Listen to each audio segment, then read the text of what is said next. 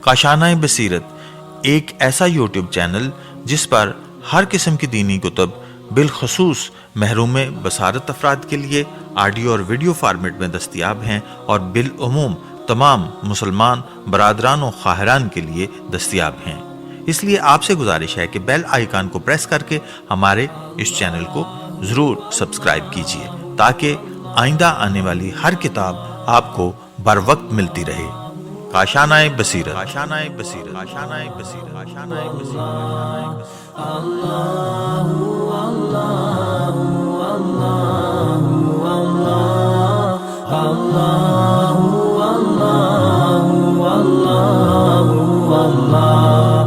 بسم اللہ الرحمن الرحیم۔ السلام علیکم سامعین۔ کتاب کا نام ہے امام مہدی علیہ السلام ولادت سے ظہور تک اور پلیٹ فارم ہے کاشانۂ بصیرت کا۔ اس کتاب کے مؤلف ہیں سید آیت اللہ سید محمد کاظم قزوینی اور اس کا ہم ترجمہ پڑھ رہے ہیں۔ اس کتاب کا پیج نمبر 283 پر ہم پہنچے ہیں۔ آئیے جہاں تک ہم نے چھوڑا تھا اس سے آگے چلتے ہیں۔ ہیڈنگ ہے دوسری قسم، زمانہ ظہور سے قریبی علامات۔ اس قسم میں وہ علامات ہیں کہ جو امام مہدی علیہ السلام کے ظہور کے زمانے کے قریب ظاہر ہوں گی۔ یہ بہت زیادہ ہیں۔ شیخ مفید رحمۃ اللہ نے اپنی کتاب الارشاد میں یہ علامات ان احادیث سے اخذ کر کے درج کی ہیں جو ان کے نزدیک صحیح ہیں۔ شیخ مفید رحمۃ اللہ نے ظہور سے قریبی زمانے اور ظہور والے زمانے کے علامات درج کی ہیں۔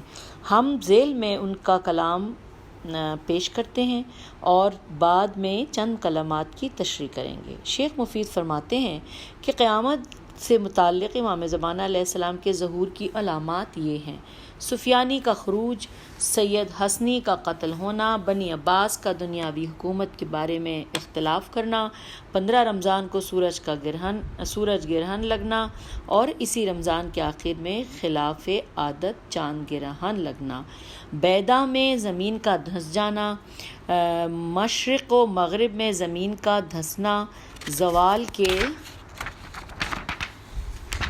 پیج 284 زوال کے وقت سے عصر تک سورج کا رک جانا، سورج کا مغرب سے نکلنا، نفس زکیہ کا 70 نیک لوگوں سمیت سرزمین کوفہ کی پشت پر قتل کیا جانا، رکن و مقام کے درمیان ایک ہاشمی آل رسول کے کسی فرد کو ذبح کر کیا جانا، مسجد کوفہ کی دیوار کا گرنا، خراسان کی طرف سے کالے رنگ کے جھنڈوں کا آگے بڑھنا، یمانی کا خروج، مغربی کا مصر میں ظاہر ہونا اور شامات پر حکمرانی کرنا، جزیرے میں ترکوں کا آنا اور رملہ میں رومیوں کا آنا، ایسے ستارے کا طلوع ہونا جو چاند کی طرح چمکے گا اور پھر وہ ٹیڑھا ہو جائے گا حتیٰ کہ اس کے دونوں کنارے ایک دوسرے کے ساتھ ملنے کے قریب ہو جائیں گے۔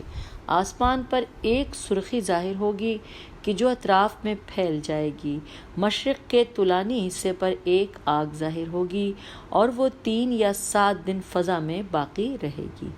عرب اپنی مہاریں اتاریں گے، شہروں پر حکومت کریں گے اور وہ عجمی بادشاہ کے تسلط سے نکل جائیں گے۔ اہل مصر اپنے امیر کو قتل کر دیں گے، شام کے حالات خراب ہو جائیں گے اور وہ 3 مختلف جھنڈوں کے نیچے جمع ہو جائیں گے۔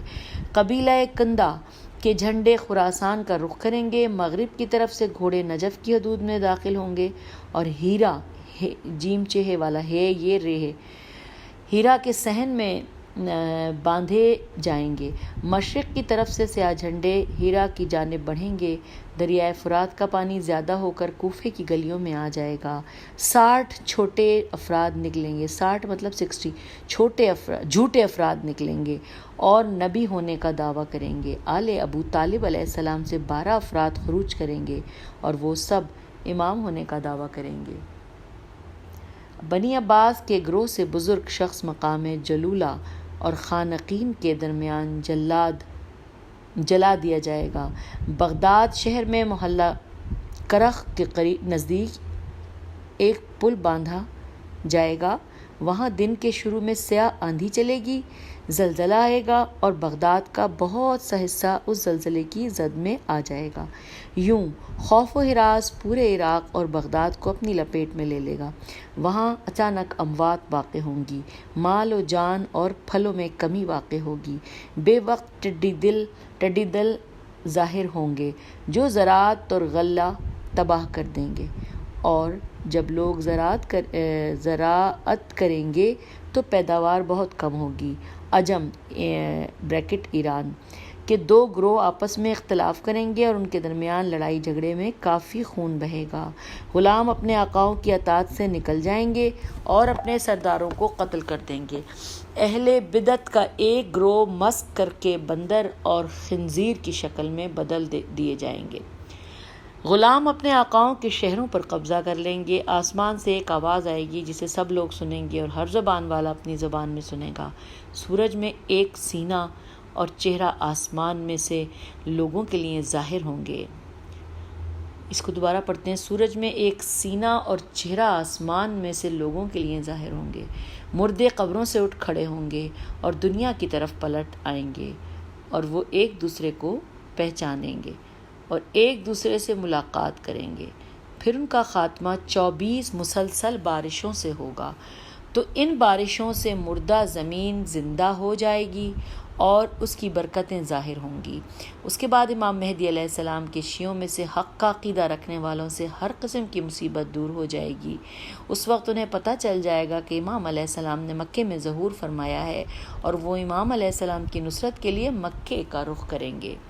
سفیانی اور حسنی کے بارے میں ہم جلد ہی بیان کریں گے، اور سورج گرہن، چاند گرہن اور بیدا میں زمین کا دھنسنا بھی سفیانی کے ذکر کے ذیل میں بیان ہوگا، اور اسی طرح نفس زکیہ اور ایک ہاشمی مرد کے بارے میں بتائیں گے۔ بہرحال بنی عباس کا حکومت میں اختلاف کرنا، اس سے مراد یہ ہے کہ عرب ممالک میں بعض حکمران سلسلہ نسب میں عباسیوں سے تعلق رکھتے ہوں گے، لیکن اس حوالے سے مشہور نہ ہوں گے، مگر سورج کا ایک جگہ پر رک جانا یا اس کا مغرب سے طلوع ہونا، اس بارے میں اب تک کوئی اطلاع سامنے نہیں آئی، مگر ہم کہتے ہیں کہ خدا ہر چیز پر قادر ہے، اور ان معاملات میں ہمیں جدید علوم کی تصدیق کی کوئی ضرورت نہیں۔ اور خراسان کی طرف سے کالے جھنڈے بلند ہونے سے مراد واقعہ تاتار اور عباسیوں کی حکومت کا ختم ہونا ہے۔ اگر ایسا ہے تو یہ تو کئی سو سال پہلے واقع ہو چکا ہے، یا یہ مستقبل پیج 286 یا یہ مستقبل میں رونما ہونے والے کسی واقعے کی طرف اشارہ ہے۔ خراسان ایک جگہ کا نام ہے کہ جس میں افغانستان اور روس کا کچھ حصہ شامل ہے، اور مزید یہ کہ یہ علاقہ مشہد امام رضا علیہ السلام اور اس کے گرد و نواح پر مشتمل ہے۔ خدا ہی بہتر جانتا ہے کہ زمانہ اس جگہ اور ان شہروں کے لیے کیا کیا سوچ رہا ہے۔ یمانی کا خروج اور مغربی کے مصر میں ظاہر ہونے کے بارے میں اتنا کہا جا سکتا ہے کہ تاریخ میں مصریوں کی شام پر 3 مرتبہ چڑھائی کا ذکر ہے، اور ممکن ہے کہ مستقبل میں ایسا پھر ہو موجودہ حالات بھی سامنے رہیں۔ آسمان میں سرخی ظاہر ہونے سے مراد یہ ہو سکتا ہے کہ یہ سرخی سورج کی شعاؤں سے منعکس ہو کر افق یا پوری فضا میں پھیل جائے، اور اس سے اہل زمین پر خدا کا غضب کی نشانی سمجھا جا سکتا ہے۔ ایسا ہی منظر امام حسین علیہ السلام کی شہادت کے بعد ظاہر ہوا تھا، اور جو آگ مشرق میں طولاً ظاہر ہوگی وہ 3 یا 7 دن تک رہے گی۔ شاید اس سے مراد وہ خوفناک آگ ہے کہ جو بعد میں ظاہر ہوگی، اور یہ بھی ہو سکتا ہے کہ بعض جگہوں پر پیٹرول کے کنویں آگ پکڑ لیں اور ساری فضا آگ میں اور دھوئیں سے بھر جائے جو 3 یا 7 دن تک نہ بجھے۔ اہل عرب کا اپنی مہاریں اتار دینا، شہروں پر قبضہ کرنا اور عجمی بادشاہت کی سلطنت سے نکل جانا شاید واقعہ ہو چکا ہے، اور ہمیں یہ بات ذہن میں رکھنی چاہیے کہ عجم غیر عرب ہوتے ہیں، اس میں اہل فارس اور اہل ترک برابر ہیں۔ اس کے بعد سلطنت عثمانیہ اکثر عربی ممالک پر حکومت کرے گی، جیسے عراق، اردن، فلسطین، شام، لبنان، مصر، سوڈان، حجاز اور یمن وغیرہ۔ یہ سلطنت و حکومت ان ملکوں کے باشندوں کے ضمیر کو بیدار کرے گی اور انہیں عثمانی حکومت سے نکال دے گی۔ شام کے حالات کی خرابی اور اس میں 3 جھنڈوں کے بارے میں اختلاف کو ہم ان قریب ذکر کریں گے، اور قیس اور عرب کے جھنڈوں کے اہل مصر کی طرف آنے کی وضاحت میں آنے والا وقت ہی کرے گا۔ مغرب، اب ہم پیج 287 پہ پہنچ گئے ہیں۔ مغرب سے عراق میں داخل ہونے والے گھوڑوں والی نشانی میں ہم مغرب سے مراد نہیں سمجھ سکتے، اور نہ ہی ہم آنے والے گھوڑوں کے بارے میں صحیح طور پر بتا سکتے ہیں، اور مشرق سے ہیرا کی طرف آنے والے سیاہ پرچموں کے بارے میں بھی ہمارا یہی نظریہ ہے۔ فرات میں طغیانی سے مراد شاید اس رکاوٹ کا ختم ہو جانا ہے جو فرات کے ساحل پر ہے اور پانی کا بہہ کر کوفے کی گلیوں میں آ جانا ہے، اور یہ واقعہ گزشتہ برسوں میں کئی بار ہو چکا ہے۔ 60 جھوٹے نبوت کے دعوے داروں کے بارے میں ہمارا نظریہ یہ ہے کہ اس صدی اور اس سے پہلے والی صدیوں میں کچھ تو سامنے آ چکے ہیں، جیسے علی محمد الباب اور غلام احمد قادیانی وغیرہ، اور بنی عباس میں سے ایک شخص شیعہ جو جلولہ اور خانقین کے درمیان جلایا جائے گا، اس کی وضاحت بھی آنے والا وقت ہی کرے گا۔ اور بغداد کے شہر کرخ میں 10 سال پہلے پل بن چکے ہیں، اور وہاں بنائے جانے والے پلوں کی تعداد 7 ہو گئی ہے، 7۔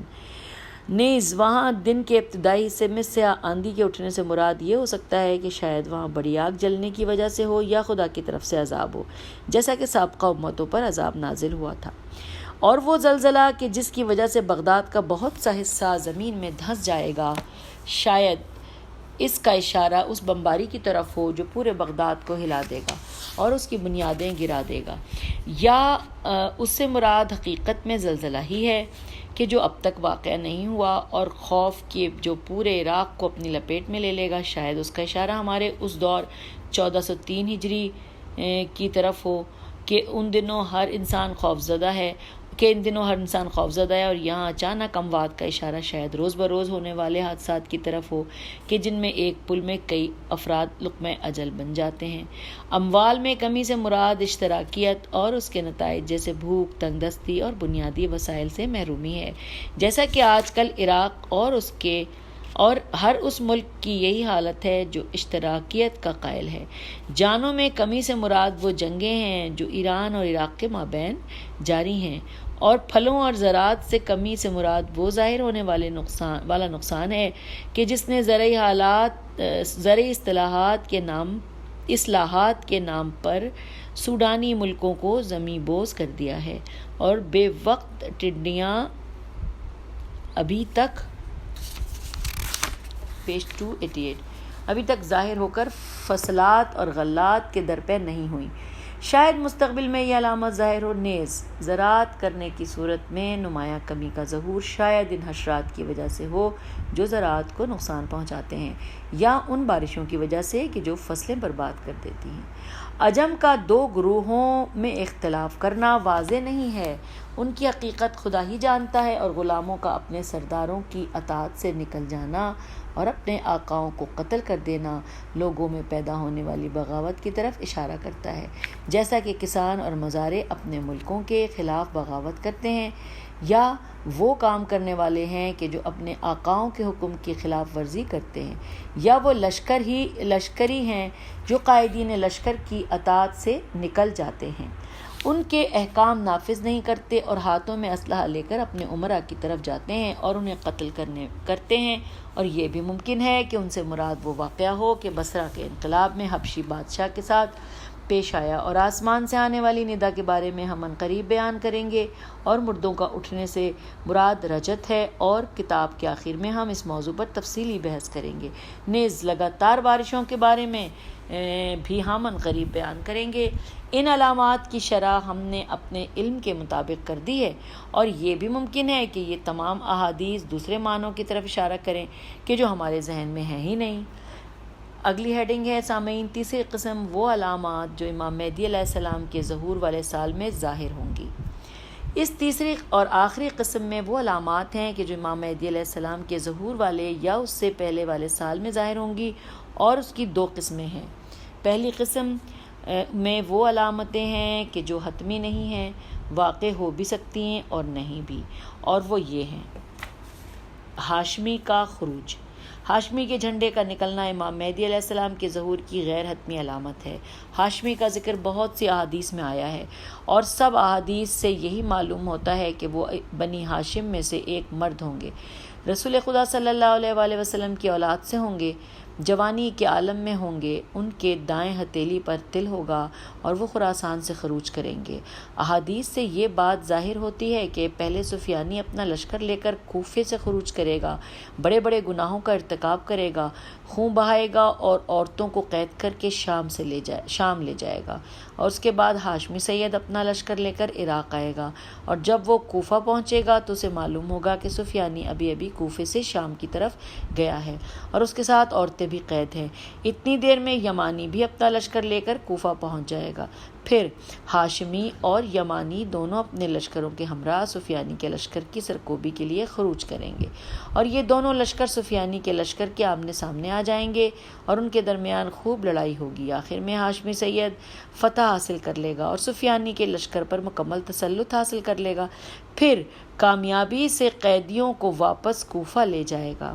ہاشمی سید کے نسب میں احادیث مختلف ہیں، بعض کہتے ہیں کہ وہ حسنی ہیں اور بعض کہتے ہیں کہ وہ حسینی ہیں، لیکن قوی احتمال یہ ہے کہ وہ حسنی سادات میں سے ہیں، اور یہی وہ ہاشمی ہیں کہ جنہیں بعض احادیث میں حسنی اور نفس زکیہ کہا گیا ہے، اور اس کا مطلب یہ نہیں کہ وہ حسینی سادات میں پاک نفوس موجود نہیں ہیں۔ اور یہ بھی مشہور ہے کہ رکن و مقام کے درمیان ذبح ہونے والا شخص نفس زکیہ حسنی النسب ہوگا، اور یہ بات ناقابل شک و تردید ہے کہ ہاشمی سید مذہب شیعہ سے تعلق رکھتے ہوں گے اور اس بارے میں ان کے دل میں بہت محبت ہوگی۔ ذیل میں ہم اس موضوع کے متعلقہ احادیث پیش کر رہے ہیں۔ حضرت عبداللہ بن مسعود سے روایت ہے، وہ فرماتے ہیں کہ ایک دن ہم خدا کے رسول کے پاس گئے تو وہ ہماری طرف خوشی خوشی آئے اور ان کے چہرے سے آسودگی کے آثار دکھائی دے رہے تھے۔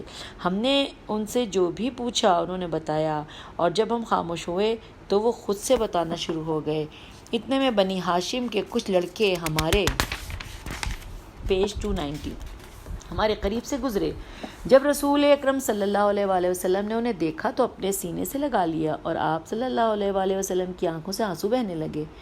تو ہم نے کہا، یا رسول اللہ، ہم آپ کے چہرے پر ایک چیز یعنی پریشانی دیکھتے رہے اور یہ ہم سے برداشت نہ ہو سکا۔ رسول خدا نے فرمایا، خدا نے ہم اہل بیت کے لیے دنیا میں آخرت کو اختیار کیا ہے، اور ان قریب میرے اہل بیت پر ظلم و زیادتیاں ہوں گی، حتیٰ کہ مشرق کی طرف سے سیاہ پرچم بلند ہوں گے۔ وہ حق مانگیں گے مگر انہیں نہیں دیا جائے گا تو وہ جنگ کریں گے اور ان کی مدد و نصرت کی جائے گی، تو ہم میں سے یا تمہاری نسلوں میں سے جو بھی زمانے میں ہو اسے چاہیے کہ وہ میرے اہل بیت کی خدمت میں حاضر ہو، خواہ اسے برف پر چل کر آنا پڑے۔ بے شک یہ ہدایت کے جھنڈے ہیں اور لوگوں کو میرے اہل بیت میں سے ایک مرد تک پہچانتے ہیں۔ بعض لوگ یہ سمجھتے ہیں کہ ان جھنڈوں سے مراد وہ جھنڈے ہیں کہ جو ابو مسلم خراسانی کے ساتھ تھے جب اس نے قیام کیا تھا اور بنی امیہ کی حکومت ختم کر کے عباسی حکومت کی 656 ہجری میں بنیاد رکھی تھی۔ اور صحیح یہ ہے کہ خراسان کے ان جھنڈوں کو ابو مسلم خراسانی کے جھنڈوں سے کوئی نسبت نہیں ہے۔ مورخ ابن کثیر نے کہا، یہ جھنڈے وہ نہیں ہیں جو ابو مسلم خراسانی نے بلند کیے تھے، بلکہ یہ اور جھنڈے ہیں جو امام مہدی علیہ السلام کے ہمراہ آئیں گے۔ ابو طفیل سے روایت ہے کہ وہ کہتے ہیں کہ مجھ سے حضرت علی علیہ السلام نے فرمایا جب تم خراسان سے آنے والے جھنڈوں کے بارے میں سنو تو اگرچہ تمہیں کسی صندوق میں بند کر کے تالا لگا دیا گیا ہو تو تم اس تالے اور صندوق کو توڑ کر باہر آ جانا، تاکہ تم ان جھنڈوں کے سائے کے تلے قتل کر دیے جاؤ، اور اگر ایسا نہ کر سکو تو اسی صندوق میں گھومتے رہنا میرے علم کے مطابق اس زمانے میں اور بھی جھنڈے بلند ہوں گے اور ان میں ہاشمی سید کا جھنڈا حق پر ہوگا اور باطل اسے نہ چھو سکے گا۔ اسی لیے امیر المومنین علیہ السلام ان کلمات کے ساتھ اس کا ذکر کیا ہے کہ اس جھنڈے کے ساتھ شامل ہونے کے لیے تمام تر کوششیں بروئے کار لانا۔ امام محمد باقر علیہ السلام سے روایت ہے کہ آپ نے فرمایا بنی ہاشم سے ایک جوان خروج کرے گا، اس کی دائیں ہتھیلی پر تل ہوگا اور وہ خراسان سے سیاہ پرچم لیے شعیب بن صالح کے سامنے آئے گا اور سفیانی کے لشکر سے مقابلہ کر کے اسے شکست دے گا. Inverted comma close. امام نے یہ بھی فرمایا کہ یہ سیاہ جھنڈے خراسان سے کوفہ آ جائیں گے، اور جب امام مہدی علیہ السلام ظہور فرمائیں گے تو یہ لوگ اپنے جھنڈوں سمیت مکے کی طرف اس کی بیعت کے لیے چلے جائیں گے. امیر المومنین حضرت علی علیہ السلام خطبۃ البیان میں ارشاد فرماتے ہیں، امام مہدی علیہ السلام کو امام حسن علیہ السلام کی اولاد سے ایک شخص ملے گا، اس کے ہمراہ 12,000 گھڑ سوار ہوں گے، اور وہ کہے گا کہ اے چچا کے بیٹے، میں اس امر کا تجھ سے زیادہ حقدار ہوں، کیونکہ میں امام حسن علیہ السلام کی اولاد سے ہوں اور وہ امام حسین علیہ السلام سے بڑے ہیں. امام مہدی علیہ السلام فرمائیں گے کہ میں ہی مہدی علیہ السلام ہوں، اور وہ کہے گا کیا تمہارے پاس اس کی کوئی نشانی، معجزہ یا علامت ہے؟ امام مہدی علیہ السلام ہوا میں ایک پرندہ دیکھیں گے اور اس کی طرف اشارہ فرمائیں گے تو وہ آپ علیہ السلام کے دست مبارک میں آ جائے گا، اور وہ خدا کی قدرت سے کلام کرے گا اور ان کی امامت کی گواہی دے گا. پھر امام علیہ السلام ایک خشک ٹہنی زمین پر میں دبائیں گے، اور وہ زمین میں پانی نہیں ہوگا مگر وہ ہری ہو جائے گی، اس کے پتے اور شاخیں نکل آئیں گے اور وہ پتھریلی زمین کو ریت کی طرح کر دے گی. تو امام مہدی علیہ السلام اسے اپنے ہاتھوں سے موم بتی کی طرح نرم کر دیں گے. حسن ہی کہے گا یہ امر تیرے لیے ہے. بس وہ اور اس کا لشکر امام مہدی علیہ السلام کو تسلیم کر لیں گے. اگلی ہیڈنگ ہے سورج گرہن اور چاند گرہن. یہ واضح ہے کہ سورج گرہن اور چاند گرہن لاکھوں بار ظاہر ہو چکے ہیں. ہمیں ان کے اسباب کے بارے میں تحقیق کرنے کی کوئی ضرورت نہیں ہے کیونکہ یہ ہماری کتاب کے موضوع سے خارج ہے. پیج 92. یہاں اصول یہ ہے کہ سورج گرہن ہے کہ جو قمری مہینے سے آخر میں ہوتا ہے، اور چاند گرہن قمری مہینے کے درمیان ظاہر ہوتا ہے.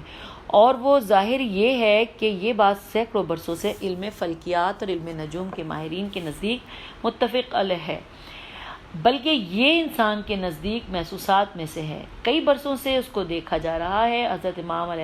حضرت آدم علیہ السلام کے زمین پر آنے سے اب تک اس میں کوئی خلاف واقع نہیں ہوا، لیکن یہ آسمانی اصول امام مہدی علیہ السلام کے ظہور سے پہلے ختم ہو جائے گا، اور خلاف عادت مہینے کے درمیان میں سورج گرہن اور مہینے کے آخر میں چاند گرہن ہوگا. ہم ذیل میں کچھ احادیث درج کرتے ہیں کہ جو اس مطلب کو بیان کرتی ہیں. حضرت امام محمد باقر علیہ السلام نے فرمایا کہ اس امر یعنی ظہور امام مہدی علیہ السلام سے پہلے 2 نشانیاں ظاہر ہوں گی. مہینہ ختم ہونے سے 5 دن پہلے چاند گرہن ہوگا، اور مہینہ ختم ہونے سے 15 دن پہلے مہینے کے درمیان سورج گرہن ہوگا. جب سے حضرت آدم علیہ السلام زمین پر آئے ایسا نہیں ہوا تھا، اور اس وقت نجومیوں کے حساب کا اعتبار ختم ہو جائے گا. بدر بن خلیل اسدی سے روایت ہے، وہ کہتے ہیں کہ میں ابو جعفر محمد بن علی الباقر علیہ السلام کی خدمت میں موجود تھا کہ امام علیہ السلام سے نے 2 نشانیاں ذکر کی کہ جو حضرت قائم علیہ السلام کے قیام سے پہلے واقع ہوں گی، اور جب سے خدا نے حضرت آدم علیہ السلام کو زمین پر بھیجا اب تک ظاہر نہیں ہوئیں. اور یہ سورج کا نصف رمضان میں گرہن لگنا ہے، اور چاند گرہن کا آخر رمضان میں نمودار ہونا ہے.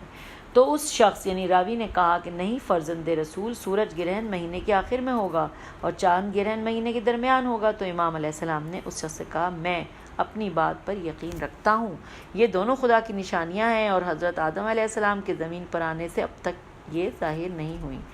یہاں راوی نے امام علیہ السلام سے تصدیق چاہی کہ مولا واضح فرمائیں، کیونکہ اصول تو یہ ہے کہ سورج گرہن مہینے کے درمیان میں وسط میں ہوتا ہے اور چاند گرہن مہینے کے آخر میں. تو امام علیہ السلام نے اپنے بیان سے یہ واضح کر دیا کہ یہ قاعدہ ان قریب امام مہدی علیہ السلام کے ظہور سے پہلے ٹوٹ جائے گا. امام علیہ السلام نے یہ بھی فرمایا کہ اس امر سے پہلے مہینے کے 5 دن باقی رہتے ہوں گے اور چاند گرہن لگے گا، اور 15 دن باقی رہتے ہوں گے تو سورج گرہن لگے گا. یہ ماہ رمضان میں ہوگا، اور اس وقت نجومیوں کا حساب کتاب ساقط ہو جائے گا. اس حدیث سے ظاہر ہوتا ہے کہ عنقریب نظام شمسی میں تبدیلی واقع ہوگی، چاند گرہن اور سورج گرہن کا وقت بدل جائے گا، اور سورج، چاند اور کرۂ ارض کی حرکت کا طریقہ کار بھی بدل جائے گا، اور یہ تصرفات انسانی طاقت سے بالا تر ہیں. نیز یہاں یہ ذکر کر دینا بھی مناسب معلوم ہوتا ہے کہ میں نے کسی کتاب میں نہیں دیکھا کہ سورج گرہن اور چاند گرہن ایک ہی مہینے میں واقع ہوئے ہوں۔ ہمیں یہ بات ذہن نشین کر لینی چاہیے کہ ان احادیث میں سورج گرہن اور چاند گرہن کو امام مہدی علیہ السلام سے مربوط کر کے اور ان کے ظہور کی علامات میں سے بیان کیا جا رہا ہے، اور کائنات میں یہ آسمانی مظاہر میں سے ایک مظہر ہے کہ جس سے تجاہل یا غفلت نہیں کی جا سکتی۔ ہیڈنگ: بارشوں کی کثرت۔ اس بات میں شک نہیں کہ ہر مسلمان ایمان رکھتا ہے کہ بارشیں خدا کے حکم و ارادے کے تحت نازل ہوتی ہیں، صرف طبیعت کچھ نہیں کر سکتی۔ بہت ساری آیات کریمہ میں یہ صراحت موجود ہے کہ ہوائیں بادلوں کو اٹھاتی ہیں اور انہیں خدا کی طرح قدرت سے مشرق، مغرب، شمال اور جنوب کی طرف لے جاتی ہیں، اور یہ بھی بیان کرتی ہیں کہ بارش اتنی ہی برستی ہے جو خداوند متعال معین کر دے، جس طرح اس نے فرمایا۔ ترجمہ: اور ہم نے آسمان سے پانی ایک خاص مقدار میں نازل کیا۔ ان آیات میں غور کرنے سے یہ حقیقت آشکار ہو جاتی ہے کہ یہ آسمانی رحمت خدا کے اذن و امر سے نازل ہوتی ہے، اور کبھی بعض وجوہات کی بنا پر کچھ علاقے اس رحمت کے فیض پیج 294 فیض سے محروم ہو جاتے ہیں۔ اسی لیے جب بارش نہ ہو رہی ہو تو اسلامی فقہ میں نماز استسقاء پڑھنے کا حکم موجود ہے۔ تاریخ دانوں اور علم حدیث و سنت کے عالموں نے ذکر کیا ہے کہ رسول خدا نے خدا سے باران رحمت طلب کی تو اتنی بارش ہوئی کہ تمام جگہیں پانی سے بھر گئیں۔ اسی طرح امیر المومنین حضرت علی علیہ السلام اور دیگر ائمہ کے بارے میں بھی ذکر ہے کہ ان کی دعا و نماز استسقاء کے بعد جب زیادہ بارش ہوئی، اس سے معلوم ہوتا ہے کہ بارش کا ہونا اور نہ ہونا خدا کے امر سے ہے۔ تو اس میں کوئی تعجب نہیں کہ خدا اہل زمین پر ایسی بارش برسائے کہ جس کی دنیا میں مثال نہ ہو، اور یہ بارشیں امام مہدی علیہ السلام کے ظہور والے سال میں ہوں گی۔ ہم صحیح طور پر نہیں بتا سکتے کہ یہ مشرق وسطیٰ کے علاقوں میں جیسے حجاز اور عراق پر خدا کی عنایت ہوگی یا ساری دنیا پر، حتیٰ کہ یہ بشارت تمام زمین والوں کے لیے ہوگی اور تمام لوگوں کو اس مہدی علیہ السلام کی ظہور کی خوشخبری دینے والی ہوگی، جس کے زمانے میں خیر و برکت ساری زمین، انسانوں، حیوانوں، نباتات کے لیے ہوگی۔ ہم ذیل میں ایک حدیث پیش کر رہے ہیں کہ جو اس خوشخبری کو بیان کرتی ہے۔ امام جعفر صادق علیہ السلام نے فرمایا، جب ان مہدی کے قیام کا وقت آئے گا تو جمادی الاخر اور رجب کے 10 دن ایسی بارش ہوگی کہ جو لوگوں نے کبھی اس سے پہلے نہ دیکھی ہوگی۔ اس کے بارے میں شیخ مفید رحمۃ اللہ کا کلام گزر چکا ہے کہ یہ بارشیں تعداد میں 24 اور لگاتار ہوں گی، تو مردہ زمین بھی زندہ ہو جائے گی اور اپنی ہر برکتیں ظاہر کر دے گی۔ اگلی ہیڈنگ ہے تیسری جنگ عظیم۔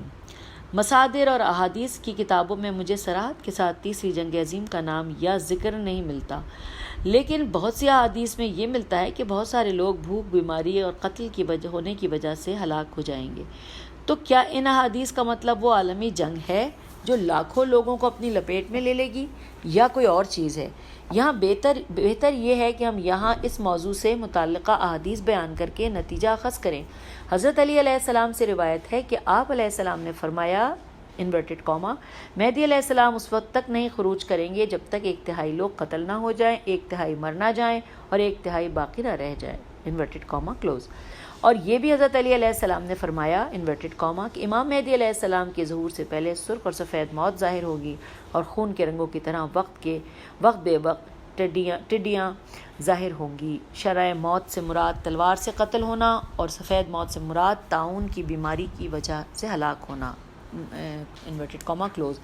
ایک اور حدیث میں حضرت علی علیہ السلام فرماتے ہیں کہ اس دن مشرق و مغرب کے درمیان آپس میں لڑائی میں 30 لاکھ لوگ مارے جائیں گے، تو اس دن اس آیت کی تعویل ہوگی۔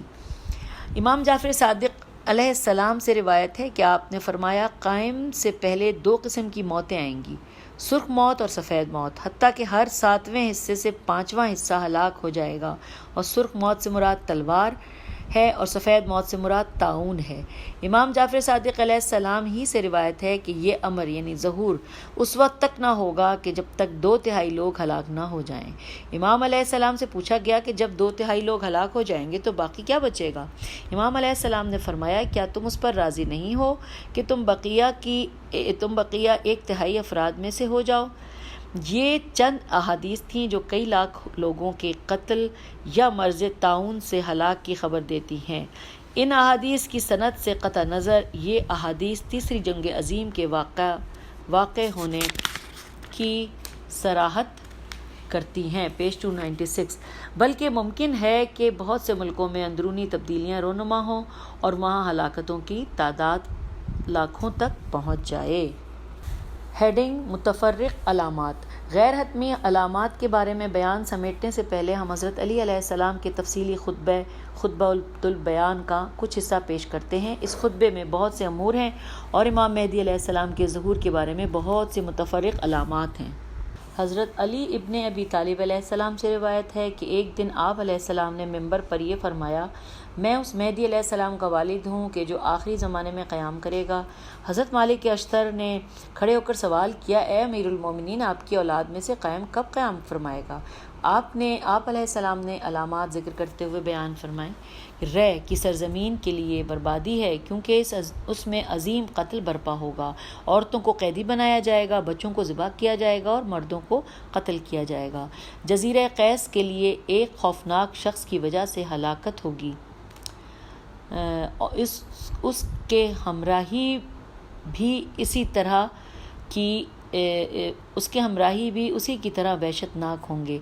وہ اس جزیرے کے تمام لوگوں کو قتل کر دے گا۔ اہل بحرین کے لیے پے در پے رونما ہونے والے واقعات و حوادث کی وجہ سے بربادی ہے۔ یہ حادثات ہر جگہ ظاہر ہوں گے تو وہاں پہ بڑوں کو پکڑ کر مارا جائے گا، چھوٹوں کو قیدی بنایا جائے گا، اور میں اس جگہ واقع ہونے والے 7 واقعات کے بارے میں جانتا ہوں۔ 1، پہلا واقعہ بحرین کے شمالی کونے پر ایک الگ جزیرے میں پیش آئے گا۔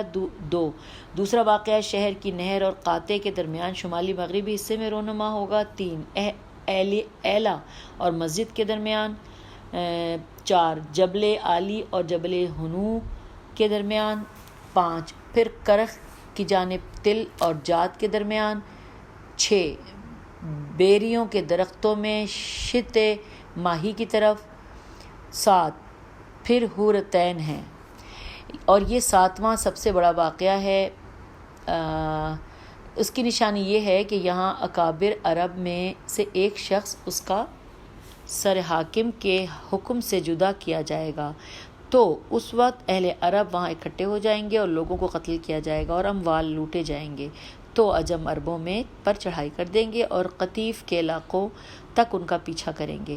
خبردار، اہل قطیف کے لیے مختلف واقعات کی وجہ سے بربادی ہوگی کہ جو ایک دوسرے کے بعد پیش آئیں گے، تو ان میں سے پہلا واقعہ بطحا میں واقع ہوگا، پھر دبیرہ میں، پھر صفصف میں، ایک واقعہ ساحل پر، ایک واقعہ جزارین کے بازار میں، ایک واقعہ سکسک میں، ایک واقعہ زرافہ میں، ایک واقعہ جرارہ میں، ایک واقعہ مدارس میں اور ایک واقعہ تاروت میں۔ خبردار، اہل بغداد کے لیے رے سے موت، قتل اور اس خوف کی وجہ سے ہلاکت ہے کہ جو تمام اہل عراق کو شامل ہوگا، جبکہ وہ اپنے معاملات طے کرنے کے لیے تلوار چلانا شروع کر دیں گے، تو اس وقت جس قدر خدا چاہے گا لوگ قتل ہوں گے۔ اس کی نشانی یہ ہے کہ جب روم کا بادشاہ کمزوری دکھائے گا، عرب مسلط ہو جائیں گے، فتنے چیونٹی کی چال کی طرح مخفی ہو کر لوگوں میں داخل ہو جائیں گے۔ اس وقت عجم عرب پر خروج کریں گے اور بصرے پر حکومت قائم کر لیں گے۔ خبردار، فلسطین کے لیے اس میں ظاہر ہونے والے فتنوں کی وجہ سے بربادی ہے اور یہ فتنے ناقابل برداشت ہوں گے۔ خبردار، تم دنیا والوں کے لیے دنیا کے فتنے کی وجہ سے بربادی ہے کہ جو اس زمانے میں تمام شہروں میں مشرق، مغرب، شمال اور جنوب میں واقع ہوں گے۔ آگاہ رہو، لوگ ایک دوسرے پر چڑھائی کریں گے، ان میں ہمیشہ کے لیے جنگیں چھڑ جائیں گی۔ پیج 298۔ اور یہ لوگوں کے اعمال کی وجہ سے ہوگا، کیونکہ خدا اپنے بندوں پر ظلم کرنے والا نہیں ہے۔ ہم انہی علامات پر اکتفا کرتے ہیں کیونکہ سابقاً ہم اس بارے میں شیخ مفید کا کلام مفصل طور پر نقل کر چکے ہیں، اور اب حتمی علامات بیان کرنا شروع کرتے ہیں۔ تو سامعین یہ پیج 298 میں شروع کی صرف 3 لائنیں میں نے پڑھی ہیں، کیونکہ حتمی علامات کی ہیڈنگ سے ظاہر ہے وہ ایک لمبا تفصیل ہم کو پڑھنا ہوگا، ان کو ہم انشاءاللہ یہ بھی بہت حتمی علامات بہت بہت اہمیت کے حامل ہیں۔ انشاءاللہ ہم اگلی آڈیو میں پیج 298 ہی پہ حتمی علامات پڑھیں گے۔ تب تک کے لیے اجازت دیجیے، خدا حافظ، فی امان اللہ۔